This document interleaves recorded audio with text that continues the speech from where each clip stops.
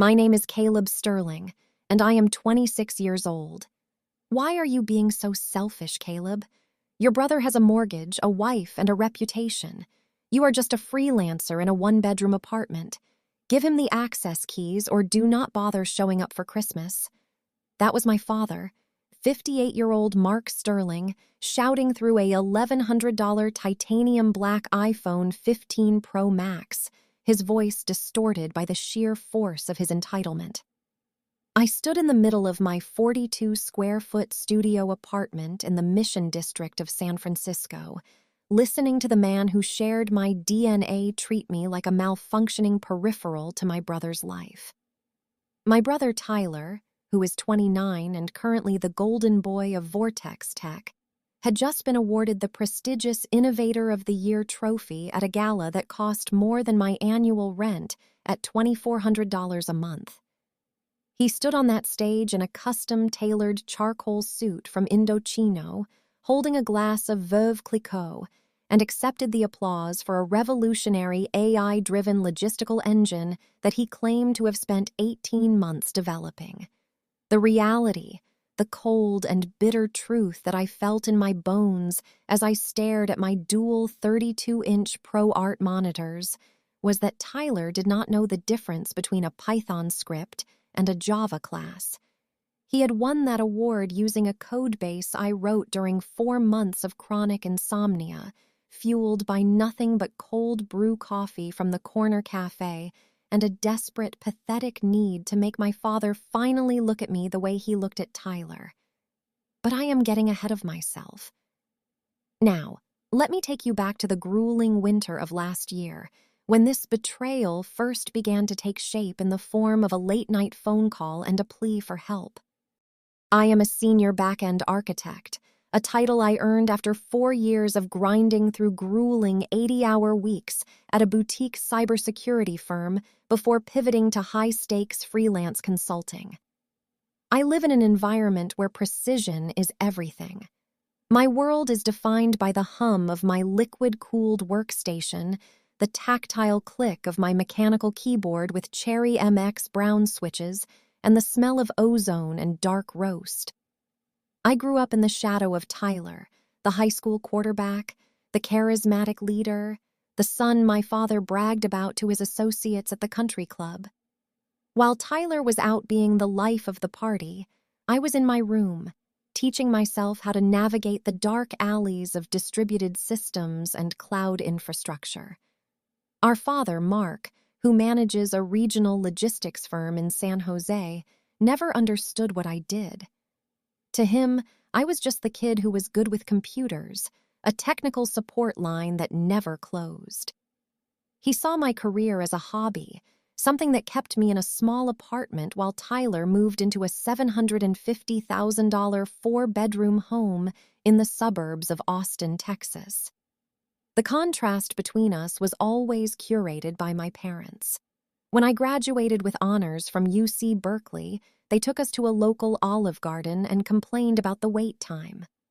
When Tyler landed his middle management job at Vortex Tech, they hosted a 50-person catering event at a steakhouse where the dry-aged ribeye cost $65 a plate. I learned early on that my worth was measured in how much I could facilitate Tyler's success. So, when Tyler called me last October, sounding panicked and smelling of desperation even over the phone, I listened. He told me he had promised his board of directors a proprietary automation algorithm that could reduce shipping latency by 40%. He had the vision, he said, but the developers he hired were incompetent. He needed me to look at the architecture. He needed me to fix it. Because we are family, Caleb. Because brothers help each other. I spent the next 120 days in a fugue state. I built the entire backend from scratch. I wrote the neural mapping, the API integrations, and the security protocols. I used a private Git repository hosted on my own secure server, giving Tyler only the compiled binaries to show his bosses.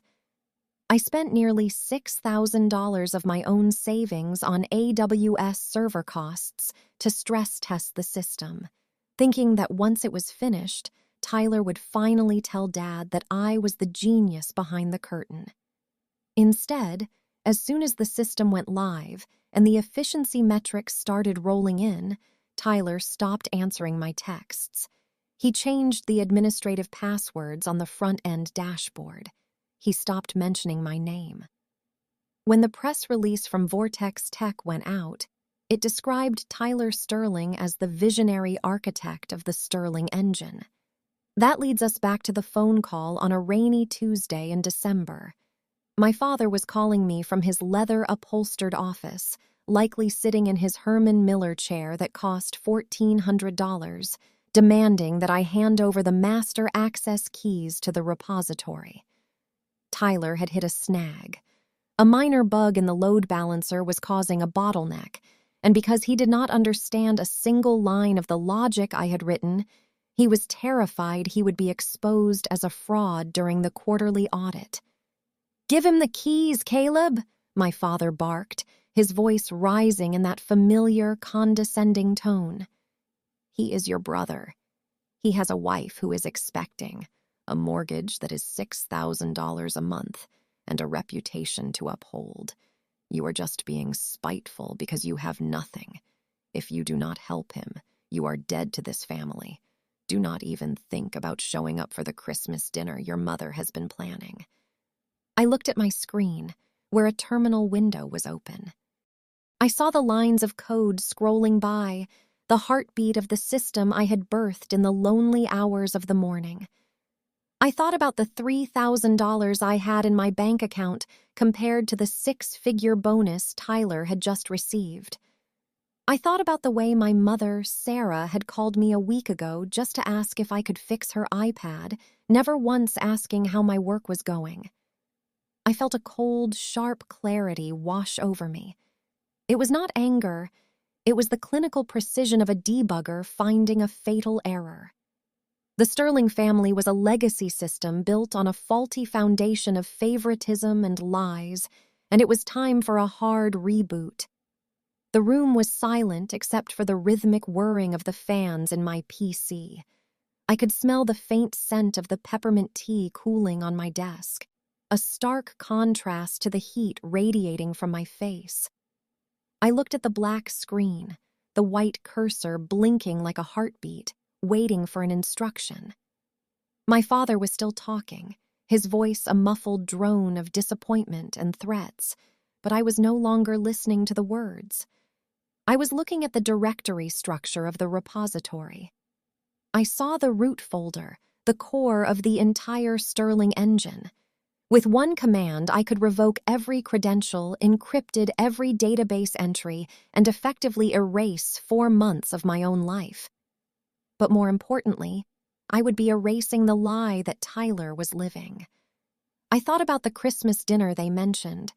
I could see the table set with the fine china, the 22-pound turkey, the expensive wine that my father bought specifically to impress his brother-in-law. I could see Tyler sitting there, the center of attention, soaking up the praise while I sat in the corner, the invisible technician. The injustice of it was a physical weight in my chest. I have spent 26 years being the backup, the safety net, the person who fixes the mess after the golden child breaks something.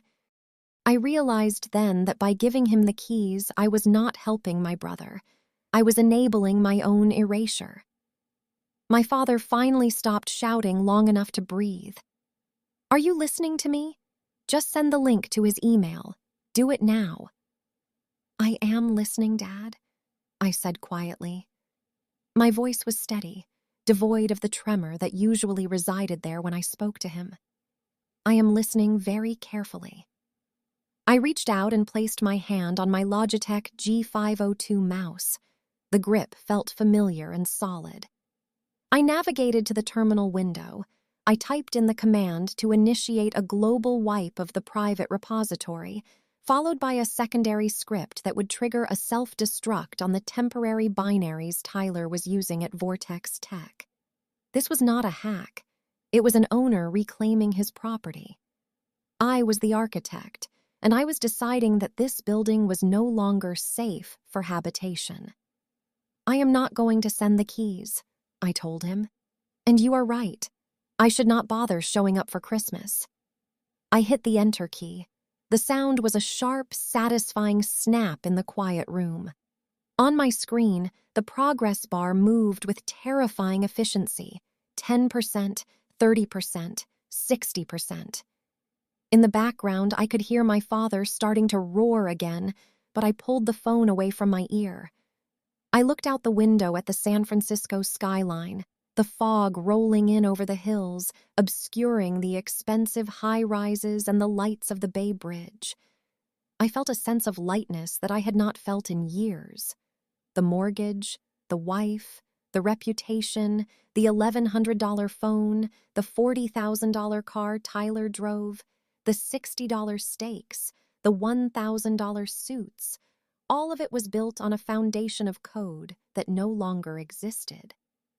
As the terminal reached 100% and the connection to the remote server was severed, I realized that for the first time in my life, I was not the invisible one.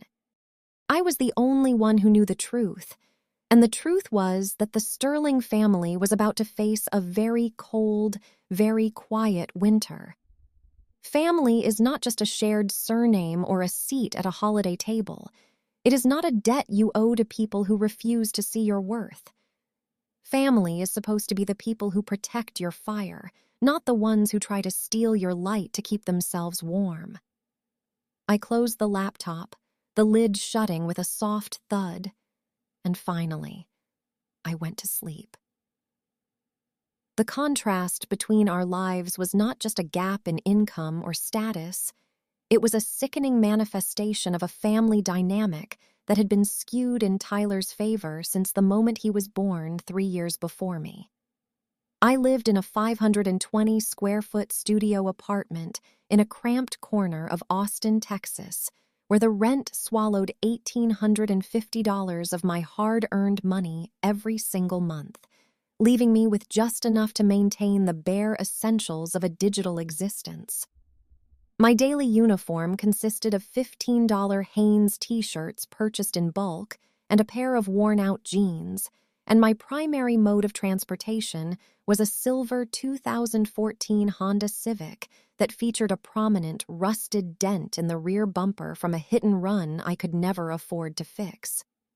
Inside that suffocatingly small apartment, the air was always thick with the heat generated by my workstation and the faint, chemical smell of high-end electronics, because I had sacrificed every luxury to invest $3,400 into specialized server equipment.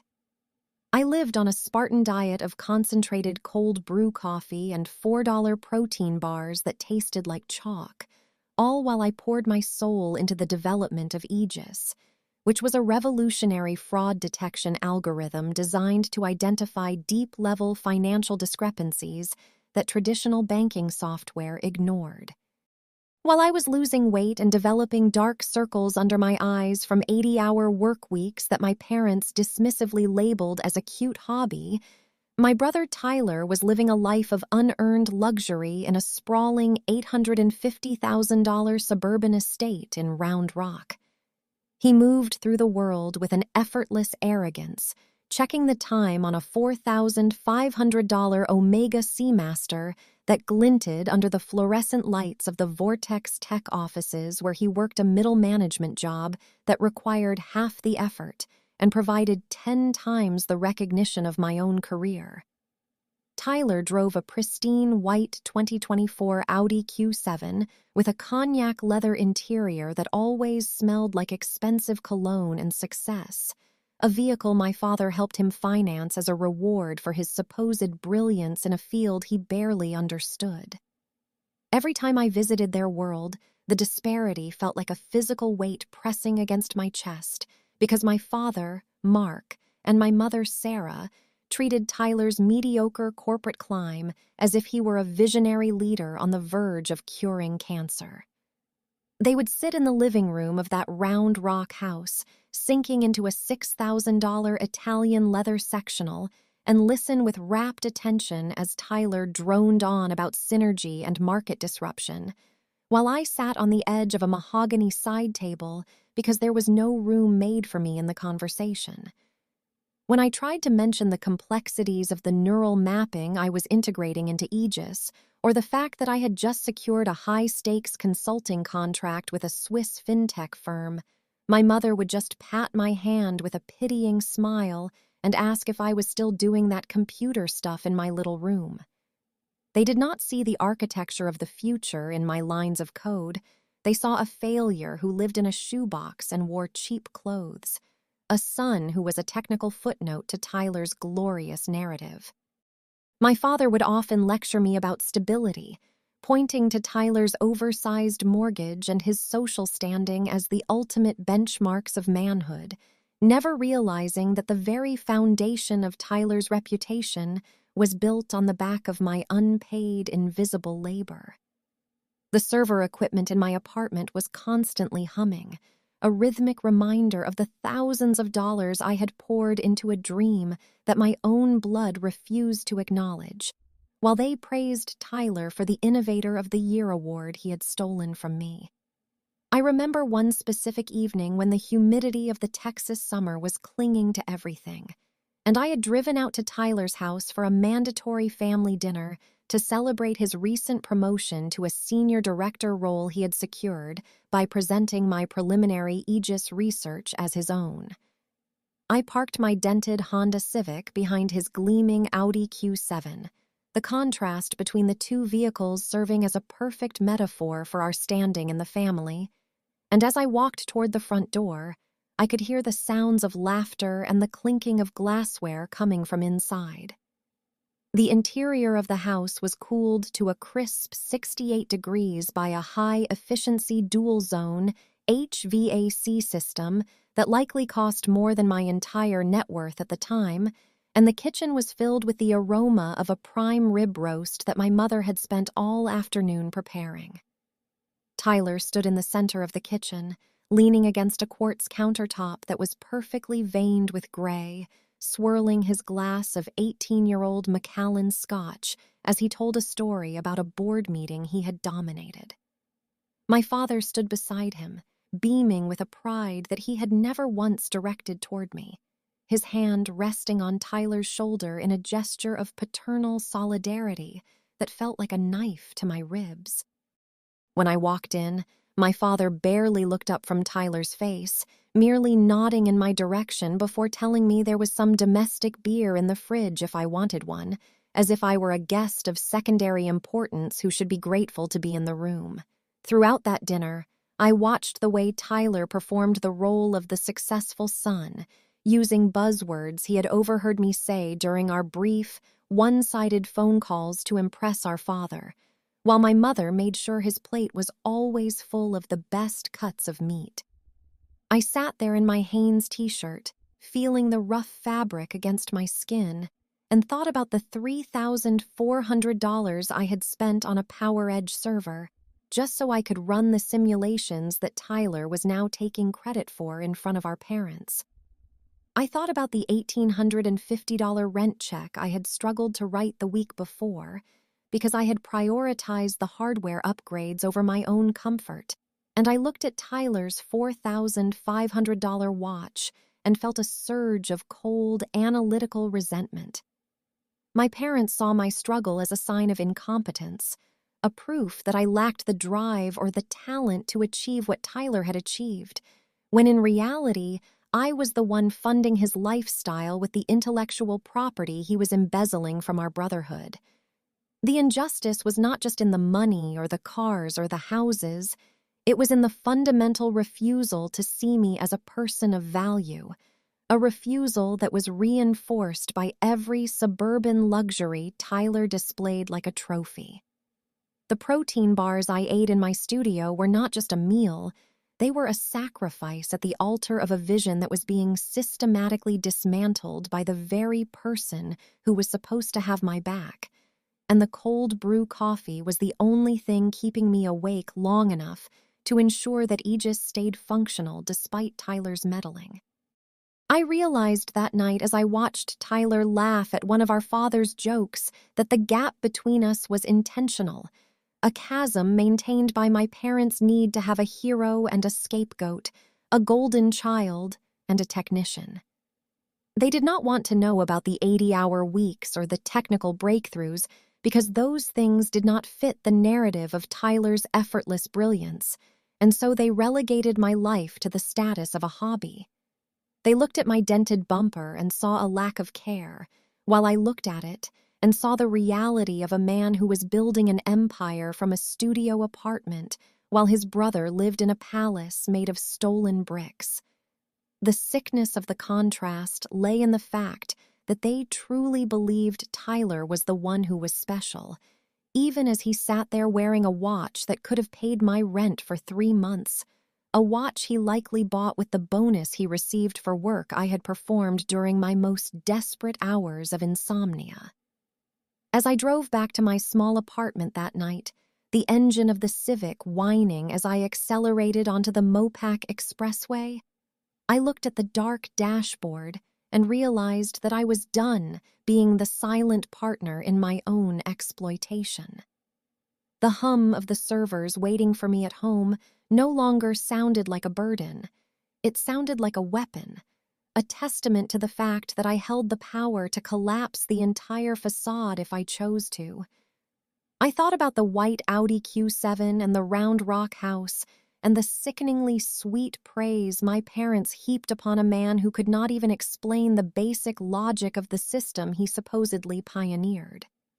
I was a senior back-end architect living in a shoebox, but I was the one who held the master keys to the kingdom they all worshipped, and the sheer weight of that realization began to replace the resentment with a cold, focused determination.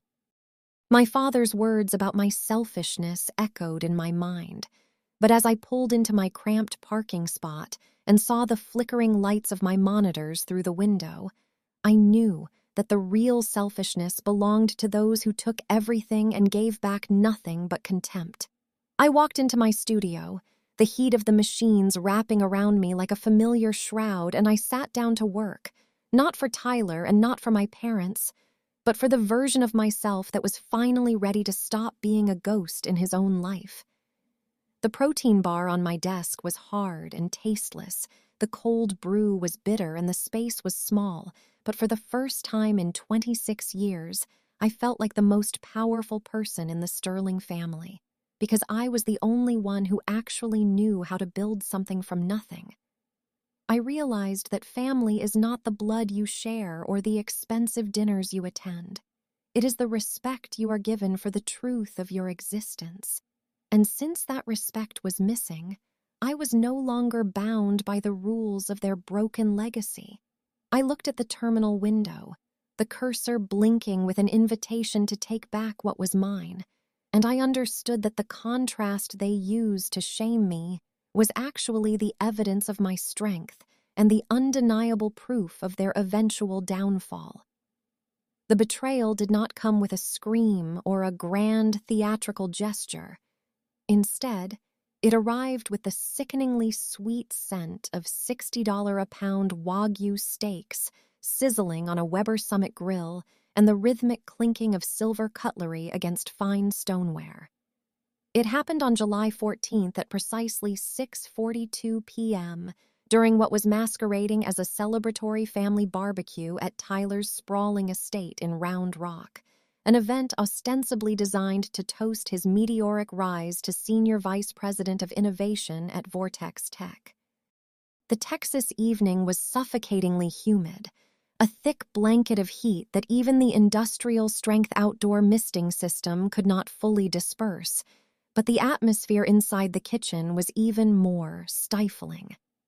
I had gone inside to refill my glass with iced tea, navigating through the open-plan living space where the floor was covered in polished travertine tile that echoed every footstep of my worn-out sneakers.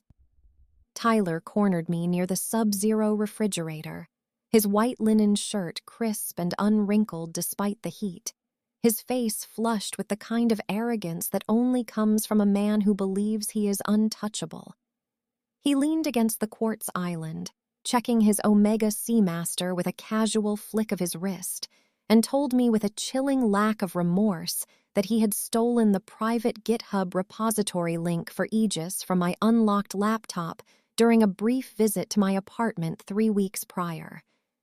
He looked me directly in the eyes and admitted that he had presented the entire Aegis core, the thousands of lines of complex fraud detection logic I had bled over for months, as his own creation during a high-stakes board meeting at Vortex Tech. The details of his theft were clinical and devastating because he explained that based on the implementation of my code, the company's valuation had surged to $12.4 million almost overnight. "I already signed the licensing agreement, Caleb," he whispered, his voice low and dangerous, vibrating with a predatory confidence that made my stomach churn with a mixture of bile and disbelief. He told me that the paperwork was finalized. The intellectual property was legally tethered to his name within the corporate structure of Vortex Tech, and that Mom and Dad were already celebrating the legacy he was supposedly building for the sterling name. The sheer scale of the theft was breathtaking, considering that Aegis was the culmination of every scrap of technical knowledge and every sleepless night I had endured in my cramped studio.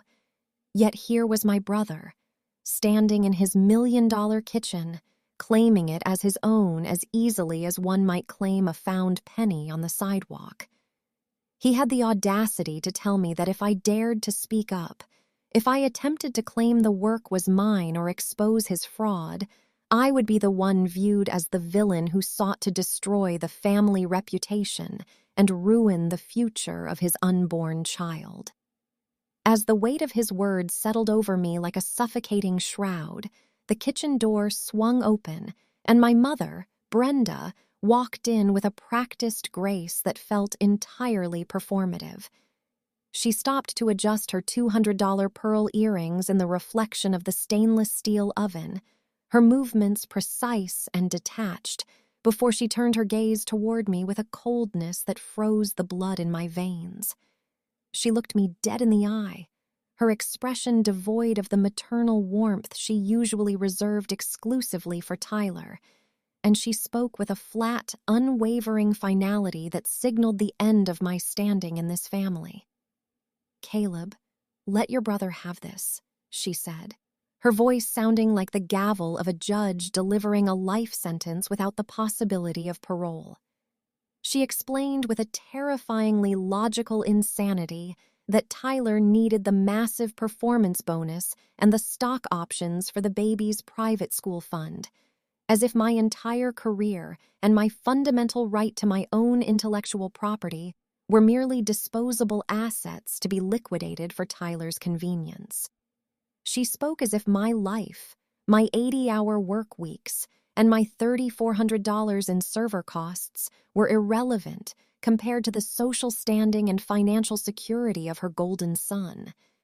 The silence that followed was filled only by the distant sound of my father laughing outside, likely over a joke someone made while they helped themselves to the $8 artisanal potato salad that sat in a large crystal bowl on the patio table. No one looked at me with anything resembling empathy or even basic recognition of the crime that had just been committed against my future. My mother turned her back to me to rearrange a tray of organic garnishes, her mind already moving on to the next detail of the party, while Tyler stood there with a smug, self-satisfied grin that dared me to react. I looked at the two of them, the architects of my erasure, and I felt a profound sense of isolation that transcended mere anger. I was standing in a room with my own flesh and blood, yet I was entirely invisible, a ghost whose only purpose was to provide the spectral energy required to keep their delusions of grandeur alive. The Wagyu beef, the Audi Q7 parked in the driveway, the private school funds, and the $12.4 million valuation were all being fueled by my silent suffering. and they expected me to simply fade into the background and accept my role as the uncredited martyr of the Sterling family. I thought about the 2014 Honda Civic with the dented bumper parked at the curb. And then I thought about the terminal window on my laptop back in my apartment, the one place where I still held absolute authority. My mother's insistence that I sacrifice my life's work for a private school fund was the final proof that I was never a son to them. I was merely a resource to be exploited. They did not care about the truth. They cared about the appearance of success, and Tyler was the vessel they had chosen to carry that appearance at any cost. The injustice of it was so thick I could almost taste it, more bitter than the strongest cold brew and more permanent than any line of code I had ever written. I watched my mother walk back out to the patio, her pearls catching the fading light of the Texas sun, and I watched Tyler follow her, his chest puffed out as he prepared to accept more hollow praise from the relatives who were currently gorging themselves on expensive meat paid for by a lie. I stood in the kitchen alone for a moment, the hum of the high-end refrigerator the only sound in the room, and I felt a strange, icy calm replace the initial shock of the betrayal. If they wanted the Sterling name to be associated with Aegis, then they would have to deal with the consequences of what happens when the architect decides to demolish the building. They had treated my career as a cute hobby and my life as a secondary concern, never realizing that the very technology they had stolen was designed to find and expose frauds exactly like the one Tyler had just become. The irony was not lost on me as I picked up my car keys from the counter, my fingers brushing against the cold metal, and realized that by attempting to secure Tyler's reputation, they had actually provided me with the perfect motivation to dismantle it entirely. I did not say goodbye, and I did not stay for the Wagyu or the potato salad because I knew that every bite would taste like the theft of my own soul. I walked out of the house, passing my father who was busy explaining the nuances of the grill to an uncle, and I didn't stop until I was behind the wheel of my Civic. As I backed out of the driveway, looking at the pristine white Audi Q7 and the sprawling lawn of the Round Rock house, I realized that the $12.4 million valuation Tyler was so proud of was a house of cards built on a server I still controlled. They wanted me to be the silent brother, the one who didn't bother showing up for Christmas, the one who lived in a one-bedroom apartment and wore cheap t-shirts, but they had forgotten the most basic rule of the digital age, which is that the person with the root access holds all the power. My mother's words about the baby's private school fund echoed in my head, a jarring reminder of how easily they could justify my destruction for the sake of Tyler's comfort. It was a cold, calculated transaction where my value was set at 0, and Tyler's was inflated by the sweat of my brow. I drove back toward the Mission District, the Austin skyline shimmering in the distance, and I began to map out the technical steps of the reclamation. This was no longer about a family barbecue or a promotion. It was about the fundamental principle that you cannot steal a man's mind and expect him to thank you for the privilege. They had chosen their side. They had chosen the golden child and the stolen crown, and in doing so, they had released me from any obligation I ever felt toward the Sterling name. The drive home felt shorter than usual because my mind was already executing the commands, navigating the back doors I had built into Aegis that Tyler didn't even know existed. By the time I reached my apartment and saw the familiar blue light of my monitors reflecting off the walls, I wasn't Caleb the neglected son or Caleb the struggling freelancer anymore.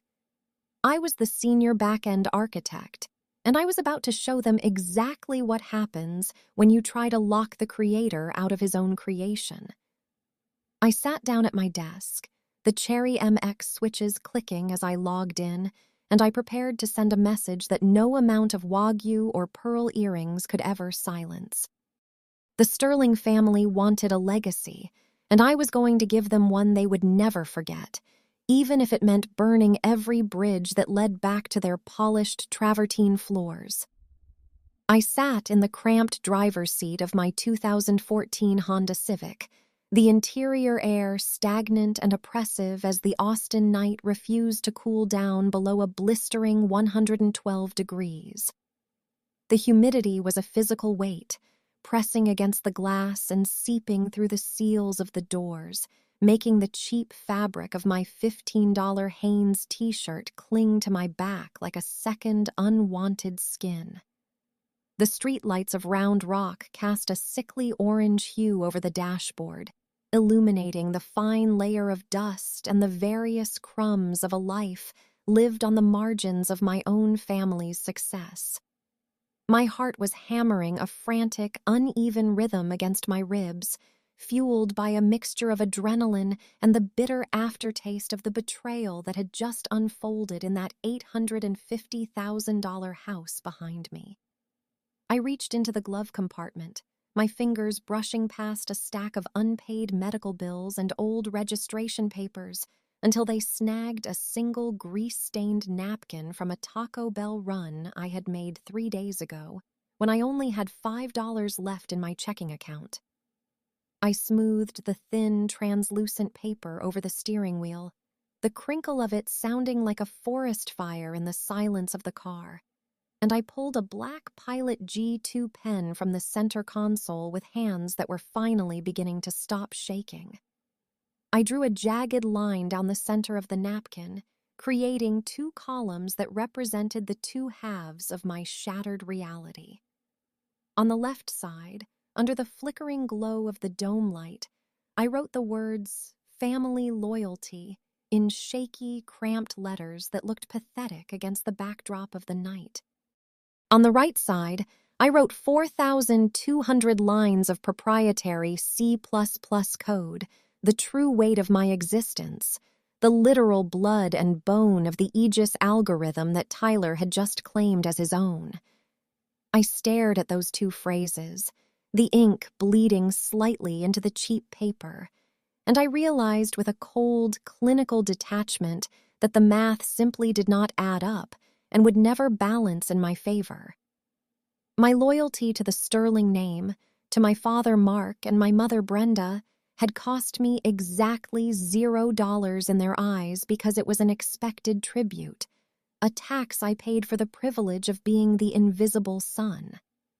Conversely, the code I had written, the complex architecture of Aegis that utilized custom memory management and a revolutionary asynchronous processing model, was worth a $450,000 annual licensing fee in the current market, a figure I knew because I had benchmarked it against industry standards before Tyler decided to embezzle it. The realization hit me with the force of a physical blow, more suffocating than the Texas heat, that my parents did not actually love me for who I was as a person or a son. They loved the safety net I provided, the technical expertise they could tap into whenever a device failed or a password was forgotten. And now, the intellectual capital that was funding Tyler's lifestyle and their own vicarious pride. I was not a member of the family to them. I was a utility, a redundant system that was only valuable as long as it was functional and silent. I looked at the right column again, thinking about the sheer complexity of those 4,200 lines of code, the way I had optimized the search trees to handle millions of transactions per second with sub-millisecond latency. This was my life's work, a digital masterpiece crafted in a 520-square-foot studio while I survived on protein bars and tap water, and they had handed it over to a man who couldn't even explain the difference between a pointer and a reference. I reached into the back seat and grabbed my backpack, pulling out my 13-inch razor blade laptop, its black aluminum chassis feeling cool and solid against my sweaty palms. I balanced it on my knees, the hinge creaking slightly, and flipped the lid open to let the brilliant glow of the screen wash over my face, blinding me for a second before my eyes adjusted to the familiar terminal environment. I didn't bother looking for a public Wi-Fi signal. Instead, I tethered the laptop to my phone's secure hotspot and initiated a connection to my private, double-encrypted VPN hosted on a neutralized server in Switzerland. My fingers moved across the mechanical keys with a speed that was purely instinctive, navigating the layers of security I had built around the core of Aegis like a fortress. As the connection solidified, I saw the logs scrolling past, and a grim smile touched my lips when I realized that Tyler had already been busy. He had tried to change the administrative passwords and revoke my remote access credentials less than an hour after I left the house, showing a level of calculated malice that even I hadn't fully expected from him. He was trying to lock the doors to a house I had built from the ground up, thinking that a few changed strings of text would be enough to keep the architect out. Tyler, in his profound and arrogant ignorance of how true system architecture works, had forgotten the most important rule of the Stirling engine. I had built a 72-hour heartbeat failsafe directly into the kernel of the algorithm, a hidden routine that required a specific encrypted handshake from my private hardware key every 3 days to remain operational. If the heartbeat was not detected, if the system did not hear the pulse of its creator, it would initiate a phased degradation of the service, slowly corrupting the data outputs until the entire engine became nothing more than a collection of useless, scrambled bits. He thought he had stolen a finished product, a static asset he could sell and manage, but he had actually stolen a living, breathing entity that required my presence to survive.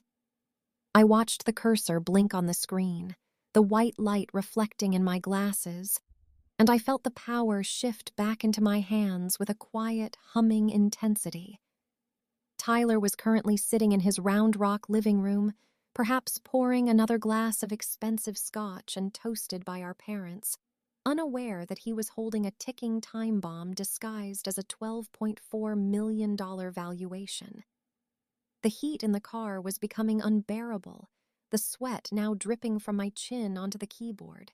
But I didn't care, because I was finally seeing the Stirling family for exactly what they were. They were a legacy system with a fatal logic error, a group of people who valued the shadow over the light and the thief over the worker.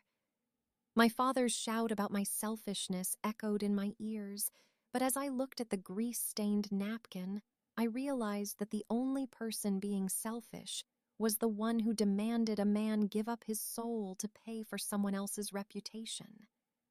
I began to type, not to destroy, but to reclaim, my hands moving with the precision of a surgeon as I reinforced the failsafe and set the countdown timer. I was not going to give him the keys, and I was not going to show up for Christmas to be the punching bag for a family that viewed my existence as a cute hobby. I looked at the napkin one last time before crumpling it into a tight ball and tossing it into the footwell of the Civic.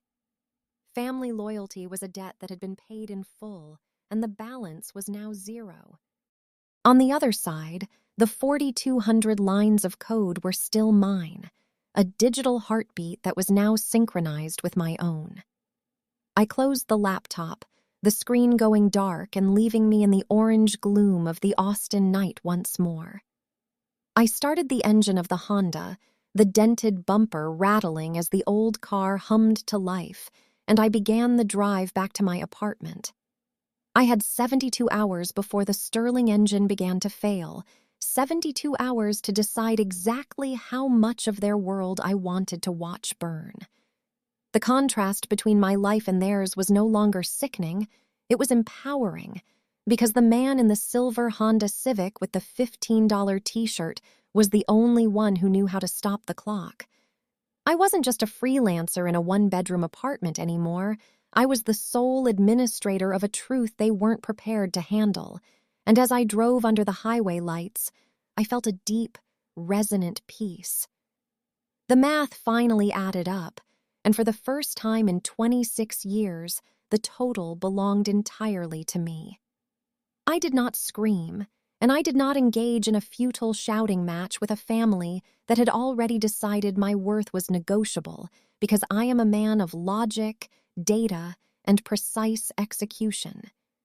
Instead of wasting my breath on people who viewed my career as a cute hobby, I drove my dented 2014 Honda Civic toward the gleaming heart of downtown Austin, where the glass skyscrapers reflect the relentless Texas sun like pillars of a future I was about to reclaim. I parked in a garage that cost $35 for the hour and walked with a steady, clinical focus toward the law offices of Pearson and Vance, a firm known for handling high-stakes intellectual property disputes for the tech giants of the Silicon Valley of the South. I took the elevator to the 22nd floor, the ascent so smooth it felt like I was leaving the gravity of my old life behind, and stepped into a lobby that whispered of old money and ruthless efficiency. My attorney, Sarah Jenkins, met me in a corner office that looked out over the sprawling city, and as she gestured for me to sit in a mahogany chair that smelled of expensive, hand-rubbed leather and the sharp, medicinal scent of peppermint, I felt the first spark of true agency I had known in 26 years. Sarah was a woman who didn't deal in emotions or family drama. She dealt in cold, hard proof, and her presence was as calming as a perfectly optimized server room. I reached into my backpack and pulled out a thick, weighted manila folder that felt like a shield in my hands, and I placed it on the polished surface of her desk with the deliberate care of a man presenting a confession. Inside that folder was the architectural blueprint of Tyler's downfall, starting with the time-stamped logs from Amazon Web Services, which provided an irrefutable digital trail showing my specific IP address as the sole creator and administrator of the Aegis core infrastructure. These logs were not just numbers on a page. They were a minute-by-minute account of my 4 months of chronic insomnia, documenting every push to the repository and every server instance I had spun up using my own personal credit card. I had spent nearly $6,000 on these services while Tyler was busy picking out leather upholstery for his Audi Q7, and now those receipts were the primary evidence of his fraud. Next, I presented a notarized copy of my original white paper for the Aegis project, dated January 12th, months before Tyler even knew what a fraud detection algorithm looked like. This document outlined the mathematical foundations of the Sterling engine, the neural mapping protocols, and the proprietary C++ logic that I had conceived in the quiet isolation of my one-bedroom apartment. This paper was the DNA of the project, a conceptual proof that existed long before Tyler had the chance to steal the GitHub repository link from my laptop. But the most damning evidence was the final set of documents, high-resolution screenshots of Tyler's own texts sent at 11:15 p.m. on a Tuesday night.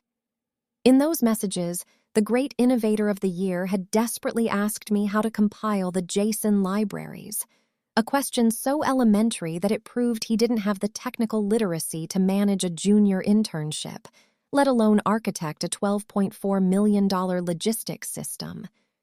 Sarah Jenkins flipped through the pages with a neutral expression, her sharp eyes scanning the technical jargon and the financial trail with the practiced ease of a predator. She didn't ask me about my feelings or my mother Brenda's pearl earrings or my father Mark's threats about Christmas. She only looked at the data and the undeniable proof of ownership.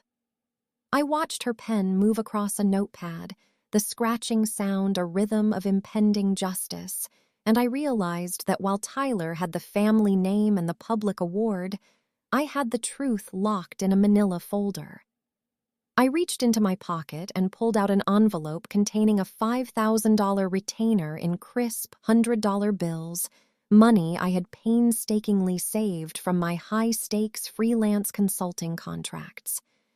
I laid the cash on the desk, the physical weight of it a testament to my commitment to this path. I told her with a voice that was finally devoid of the tremor of the overlooked sun that we were not just seeking a quiet settlement or a simple acknowledgement of credit. We were going for a total shutdown of the Sterling engine at Vortex Tech, a complete reclamation of the intellectual property that would leave Tyler standing in the ruins of a reputation he had built on a foundation of lies. The air in the office was cool, a stark contrast to the 112-degree heat outside, and the silence was heavy with the realization that the Sterling family's legacy was about to be subjected to a hard reboot. Sarah looked up from the folder, her gaze locking onto mine with a professional intensity that confirmed she understood exactly what was at stake. She saw the 2014 Honda Civic owner who was actually the master of the $12 million algorithm, and she saw the path to a victory that would be absolute and undeniable. This was not about revenge in the petty sense. It was about the fundamental laws of logic and the reality that a system cannot function when its core has been corrupted by a lie. My parents saw my work as a hobby because it happened in a small space and required no fancy suit, but Sarah saw it as a multi-million-dollar asset that had been illegally seized. The contrast between my $15 Hanes t-shirt and the mahogany and leather of this office no longer felt like a sign of my failure.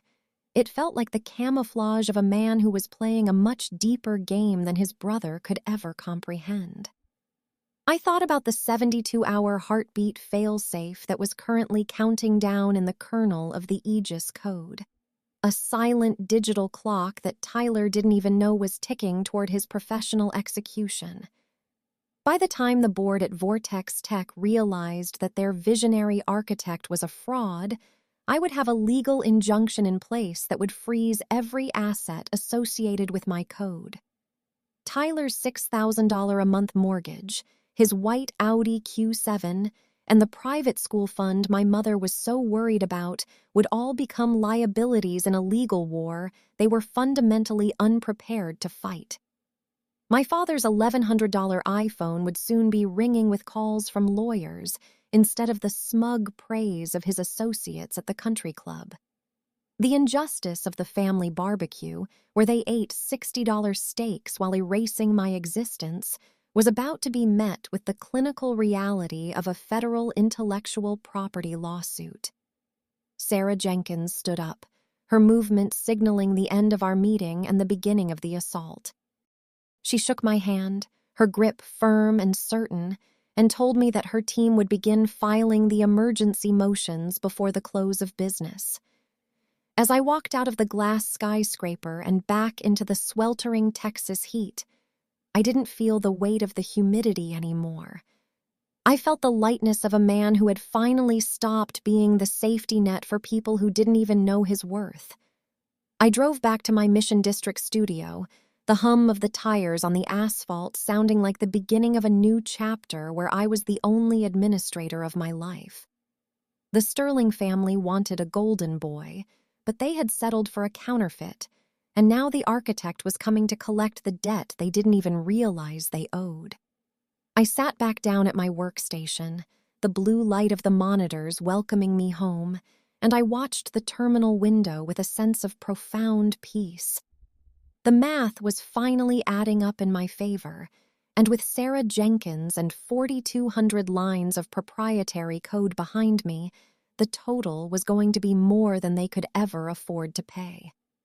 Family is who stays when the truth comes out, and as the clock on my screen continued its countdown, I knew that the truth was about to make the Sterling house very, very quiet.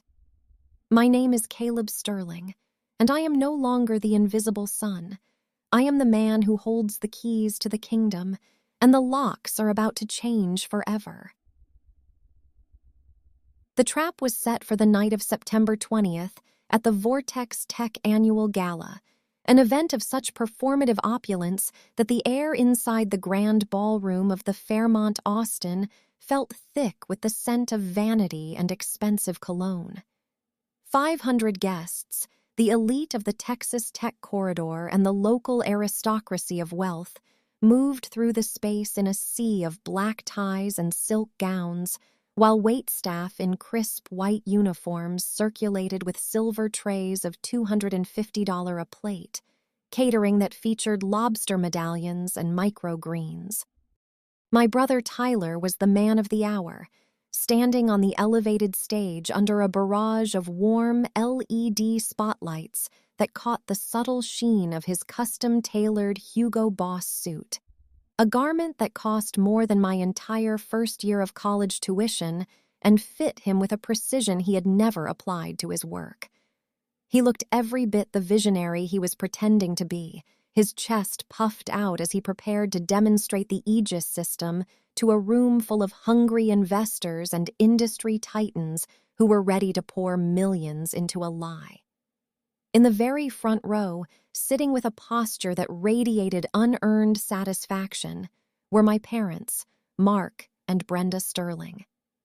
My father was wearing a deep navy silk tie that I had bought him for his 58th birthday, a gift from the son he considered a secondary character in the grand narrative of Tyler's life, and he was leaning forward with a look of predatory pride, as if he were the one who had written the algorithms about to be unveiled. I walked into the ballroom at exactly 8:15 p.m., cutting a starkly different figure than the disheveled freelancer they remembered from the family barbecue in Round Rock.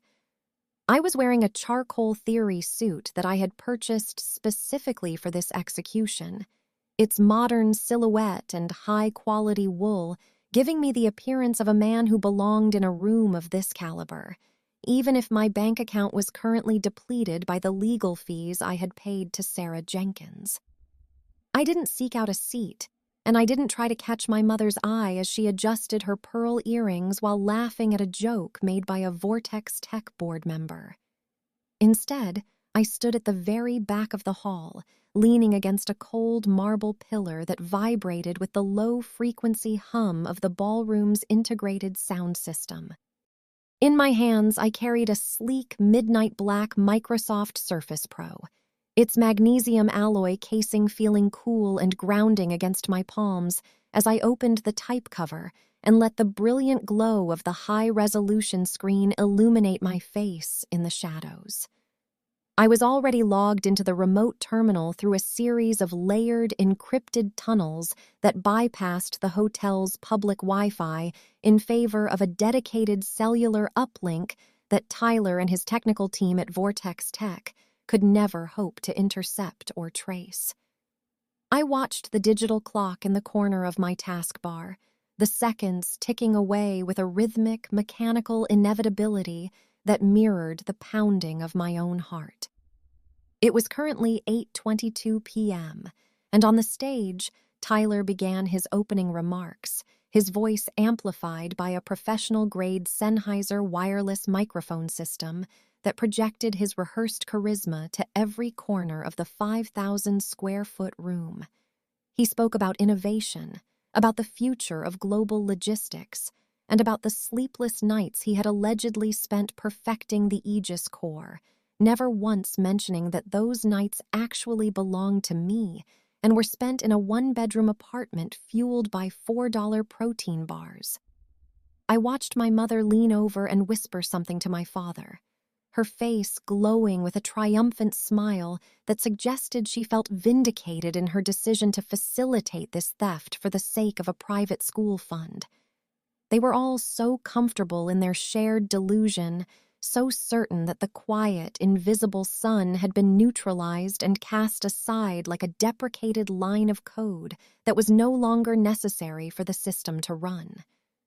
I shifted my weight and adjusted my grip on the surface, my fingers hovering over the mechanical keyboard as I monitored the system health of the Aegis kernel in real time. The Sterling engine, as Tyler liked to call it, was currently running at peak efficiency, its dashboard projected onto the massive 20-foot 4K video wall behind him, showing glowing nodes and flowing data streams that represented the 4,200 lines of proprietary C++ code I had written. To the investors in the room, it looked like a miracle of engineering. But to me, it looked like a body without a soul, a machine that was operating on borrowed time and a fading heartbeat. I saw the internal logs ticking over, the system's automated security protocols checking for the manual override that was hard-coded into its very foundation. Tyler had no idea that he was standing in the center of a digital minefield, and he certainly didn't realize that the man holding the detonator was standing less than 100 feet away in a suit that made him look like just another face in the crowd. At 8:28 p.m., Tyler transitioned into the live demonstration phase of the presentation, prompting a hush to fall over the 500 guests as he prepared to run a simulated stress test that would show Aegis identifying and neutralizing thousands of fraudulent transactions in a matter of milliseconds. He tapped his finger against the touchscreen of a high-end tablet provided by the tech crew, his movements confident and theatrical, while the video wall updated to show the start of the simulation. This was the moment of maximum exposure, the point where the entire reputation of Vortex Tech and the personal legacy of the Sterling family were being bet on the stability of an algorithm they had stolen but did not understand. I looked down at my own screen, where the countdown for the 72-hour heartbeat failsafe was reaching its final minute. The failsafe was a silent sentinel, a routine buried so deep in the memory management of the application that no amount of surface-level password changes or administrative overrides could find or disable it without the specific encrypted hardware key that was currently plugged into the side of my Microsoft Surface. I felt a strange sense of clinical detachment as the clock hit 8:29 p.m., the same kind of cold clarity I felt when I was debugging a particularly stubborn logic error in the middle of the night. This was not a moment of heat or anger. It was a moment of technical truth, the inevitable result of a system built on a corrupt input. My father, Mark, was now standing up slightly in his seat, his silk tie gleaming under the chandeliers, his hands ready to join the thunderous applause he expected to follow the successful test. My mother was beaming, her eyes fixed on her golden son, her thoughts likely already on the social invitations and prestige that would follow this night. They had traded a son for a promotion, a brother for a bonus, and an architect for a fraud, and now the bill for that transaction was about to come due with no possibility of an extension. As the clock struck 8:30 p.m., the exact second the heartbeat failsafe required the manual override handshake from my device, I did absolutely nothing. I did not type the command, I did not provide the encrypted key, and I did not intervene to save the Sterling engine from the consequences of its own design. On the giant video wall, the fluid, glowing data streams suddenly stuttered and froze, the vibrant green nodes turning a harsh, blinking amber as the system failed to verify its own integrity. A low murmur began to ripple through the 500 guests, starting at the back and rolling toward the stage like a wave of cold water. Tyler's smile faltered, his thumb pressing desperately against the tablet screen as if physical force could restart a digital heart that had stopped beating. He looked toward the side of the stage where the technical director sat, his face pale and sweating under the intensity of the Hugo Boss suit and the 1,000-watt spotlights. The system was now entering a phased degradation, the logic gates closing one by one as the kernel initiated a secure lockdown in the absence of my authorization. The 4K video wall, which only moments ago showed the pinnacle of technological innovation, was now filled with cascading error messages and memory dump warnings that Tyler couldn't even read, let alone explain to the terrified board of directors watching from the front row. I saw my father's expression shift from pride to confusion, and then to a rising, panicked anger as he realized that the triumph he had orchestrated was turning into a public execution of the family name. My mother's hand went to her $200 pearl earrings, her eyes darting around the room as if searching for someone to blame for the collapse of the facade she had spent years building. I stood perfectly still, the charcoal theory suit feeling like armor, the Microsoft Surface a silent witness to the destruction. In that moment, the contrast between our lives was finally resolved, not by money or by houses or by cars, but by the undeniable reality of who actually held the power. Tyler was a man on a stage with a dead machine, a thief who had found out that the treasure he stole was designed to burn the hands of anyone who didn't know the secret of its weight.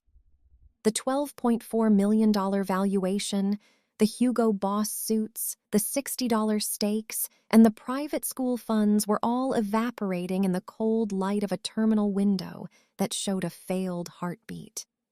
I watched the chaos erupt in the ballroom, the investors standing up in disgust and the corporate leadership of Vortex Tech rushing toward the stage, while I remained in the shadows, a senior back-end architect who had finally reclaimed his own work by simply letting it die in the hands of a fraud. The Sterling family wanted a legacy, and I had given them one that would be talked about in every boardroom and every court of law for years to come. A legacy of a golden child who tried to build a kingdom on a foundation of stolen code and found himself buried in the rubble. I closed the lid of my laptop, the click sounding like the final period at the end of a long, painful sentence, and I turned my back on the stage and the lights and the people who never saw me. I walked out of the Fairmont Austin and into the warm Texas night, the 112-degree heat no longer feeling like a burden, but like the first breath of a man who was finally, undeniably free. The atmosphere in the grand ballroom of the Fairmont Austin had been one of suffocating triumph only seconds before, but as Tyler's finger descended with theatrical flourish onto the high-resolution run button of his command tablet, the world I had been forced to inhabit for 26 years finally collapsed into the truth. Instead of the elegant, flowing data visualizations and the green, interconnected nodes of the Aegis fraud detection dashboard that the 500 black-tie guests were expecting to see, the massive 20-foot LED screen behind my brother underwent a violent digital seizure before turning a deep, saturated blood red that bathed the entire room in a crimson, apocalyptic glow.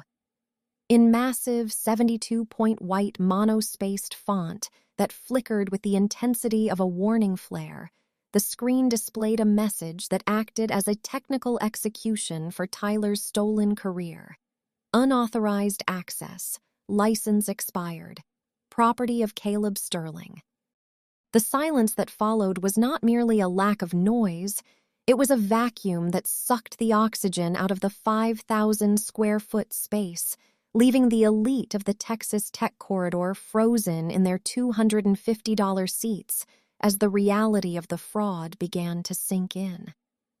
The only sound that dared to break the stillness was the sharp, crystalline ring of a single silver fork falling from a guest's hand and striking a porcelain plate, a noise that sounded like a gunshot in the vacuum of the ballroom.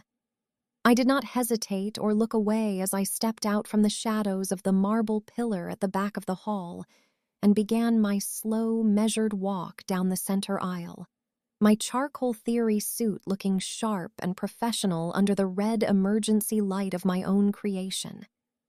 I did not yell, and I did not indulge in the petty satisfaction of an emotional outburst because I am a man of back-end logic and precision, and the data I had compiled was far more devastating than any scream could ever be. I moved past the rows of stunned investors and past my parents, who were frozen in the front row like statues of a forgotten era, until I reached the base of the stage where the CEO of Vortex Tech, Mr. Henderson, stood with his mouth agape. Mr. Henderson was a man who lived and died by valuations and intellectual property, and his face was a mask of sheer, unadulterated horror as he watched the $12.4 million future of his company flicker and die on the screen behind him. I reached into my bag and pulled out the manila folder, the paper feeling heavy and significant as I handed it directly to him, ensuring that my movements were captured by the various camera crews documenting the event.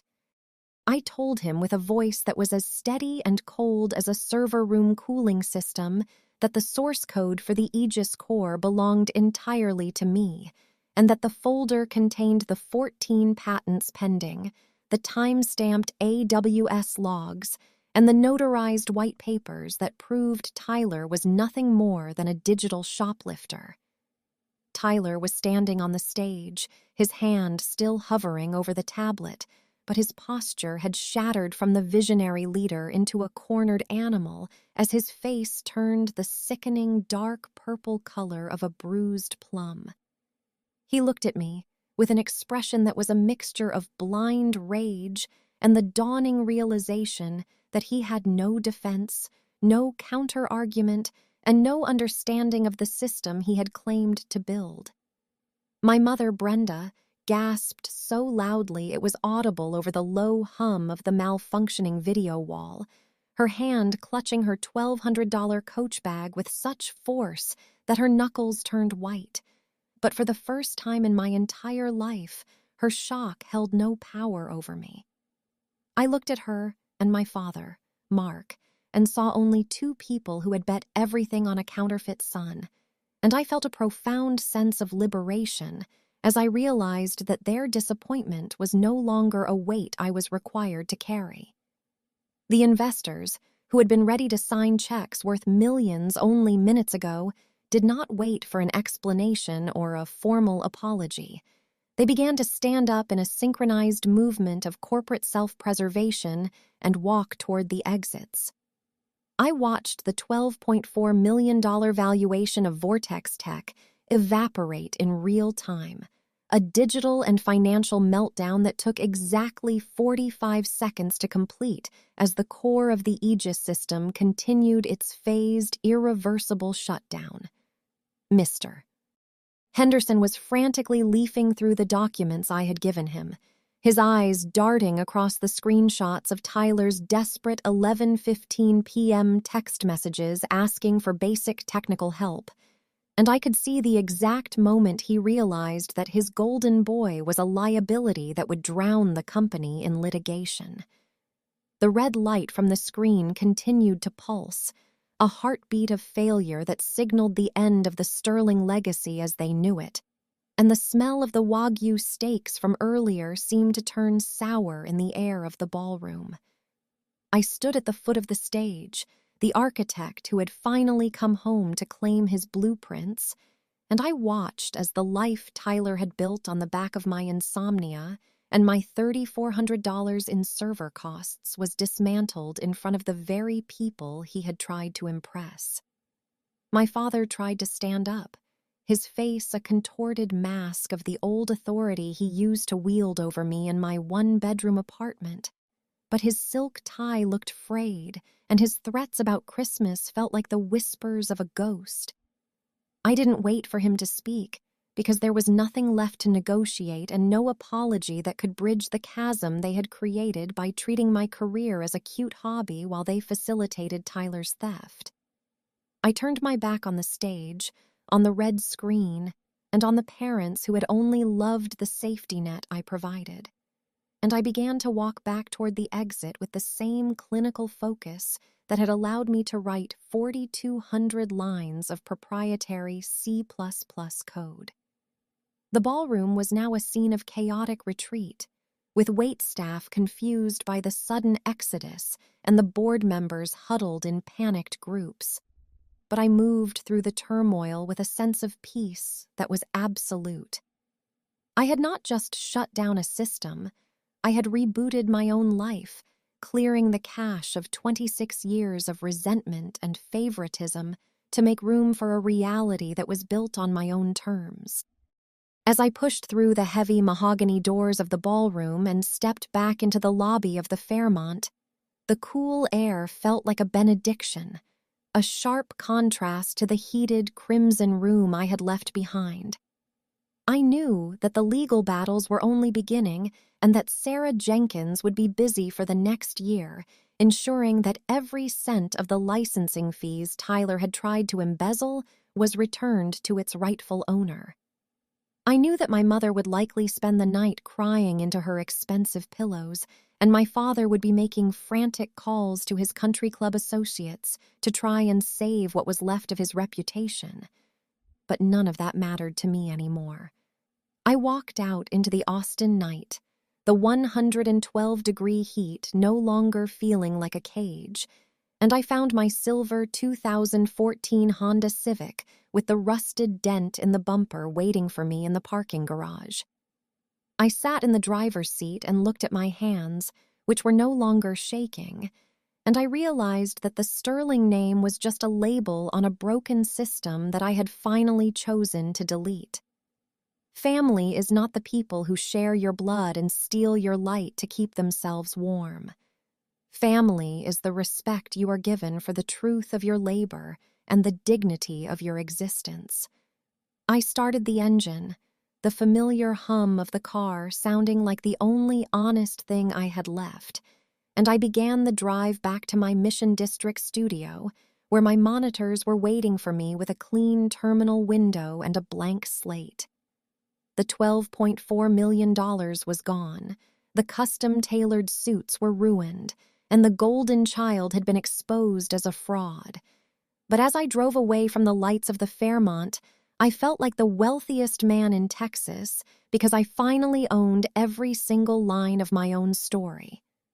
I was Caleb Sterling, a senior back-end architect, and I had learned that when a system is built on a lie, the most powerful thing the creator can do is simply let it fail. I looked at the dark dashboard and smiled, knowing that the 72-hour heartbeat was gone, replaced by a pulse that was finally, undeniably mine. And for the first time in my life, I didn't mind that I had no plans for Christmas. The aftermath of the Vortex Tech Gala was not a dramatic explosion of emotion, but a clinical and systematic dismantling of a fraud that had been allowed to fester for far too long within the Sterling family.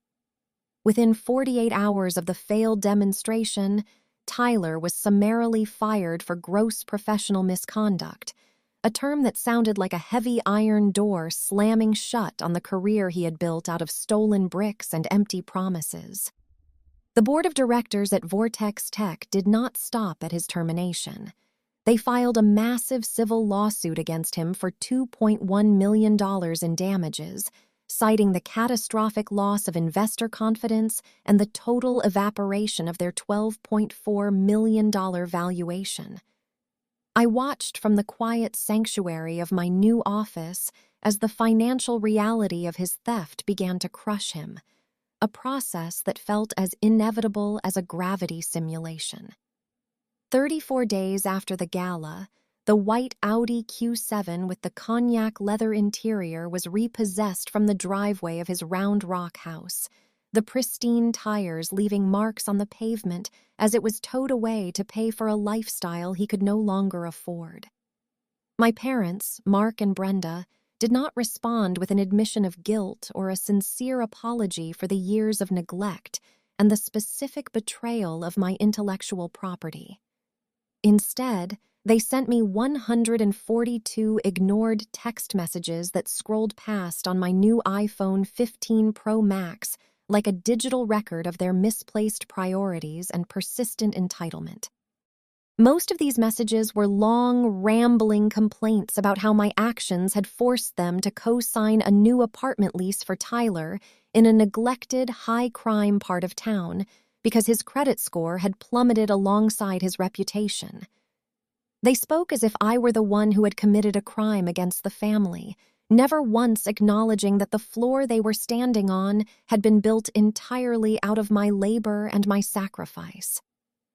My father wrote about the unfairness of Tyler losing his $4,500 Omega Seamaster to a pawn shop, while my mother lamented the fact that the private school fund for the baby had been seized as part of the legal proceedings. I read these messages with the detached interest of a researcher observing a failed experiment, realizing that even in the face of absolute truth, they would always choose the golden child over the son who actually provided the value. I moved out of my 520-square-foot studio in the Mission District and into a 2,200-square-foot penthouse that occupies the top floor of a glass and steel tower with an unobstructed panoramic view of the Colorado River. The floor-to-ceiling windows allow the Austin sun to flood the space, illuminating the minimalist, high-end furniture and the state-of-the-art server room I had built into the secondary bedroom. My new firm, Sterling Logic, which I founded on the day the injunction was served, has already secured a $1.2 million seed round from the very investors who walked out of Tyler's presentation. They didn't care about the Sterling name, they cared about the code, and once they saw the patents and the logs, they understood that I was the only architect worth betting on. My life is now defined by a level of space and silence that I never thought possible when I was surviving on $4 protein bars and hiding my work from my own brother. I no longer drive a dented 2014 Honda Civic. I drive a midnight black 2024 Tesla Model S Plaid that accelerates with the same silent, terrifying efficiency as the scripts I write. The contrast is no longer sickening because the gap between my reality and theirs is now a physical and financial chasm that they can no longer cross. I didn't destroy my family or my brother's career out of a desire for revenge or a need for theatrics. I simply withdrew the invisible support system that had been keeping them afloat while they looked down on me. I stopped paying the intellectual and emotional tax that they had levied against my existence for 26 years, and without that subsidy, their world was structurally unsound and destined to collapse. My father's $60 Wagyu steaks have been replaced by cheap frozen dinners in Tyler's cramped two-bedroom apartment, and my mother's $200 pearl earrings are likely sitting in a velvet box in a house that feels much larger and emptier than it did before the truth came out. I sit at my mahogany desk in the penthouse, looking out at the lights of the city reflecting off the water, and I feel a sense of profound clarity that no family dinner or paternal approval could ever provide. The $12.4 million valuation that once seemed like a mountain Tyler had climbed was actually just a small hill compared to the empire I am building on a foundation of honesty and technical excellence. My parents still try to reach me, their messages occasionally vibrating against the marble surface of my kitchen island. But I have set up a filter that redirects their communications to a secure folder I only check once a month. I am not being selfish, as my father once shouted through his $1,100 phone. I am being precise. I am protecting the integrity of my own life the same way I protected the kernel of the Aegis algorithm. I realized that family is not a biological obligation to be exploited. It is a contract that requires mutual respect and a recognition of individual worth. And since they breached that contract a long time ago, I am no longer bound by its terms. Sterling Logic is thriving because it is built on the 4,200 lines of proprietary C++ code that I reclaimed from the ruins of Tyler's fraud, and every new line I write is a testament to the fact that you cannot steal a man's mind. The investors who sit in my boardroom now don't look at me as a technician or a freelancer. They look at me as the senior back-end architect of a new era in logistics, a man who knows exactly how to build a system that can withstand any stress test. I look at the space around me, the 2,200 square feet of success that belongs entirely to me, and I realized that the most powerful thing I ever did was stop being the safety net for people who didn't even know my name was on the floor they were standing on. I am Caleb Sterling, and I have learned that the only way to truly save yourself from a toxic legacy is to build a new one from scratch, using the only tools that ever really mattered: logic, data, and the courage to let the wrong things fall apart. The Colorado River continues to flow outside my window, a constant reminder that time moves forward whether you are ready for it or not, and for the first time in my life I am moving at the exact speed of my own ambition. My name is on the building, my code is in the cloud, and my story is finally, undeniably written in my own hand. Family isn't blood. Family is who stays when the truth comes out, and as I close my laptop for the night, the only person left standing in this penthouse is the one who deserved to be here all along. I am 26 years old. I am the CEO of Sterling Logic, and I am finally, perfectly, alone with my success.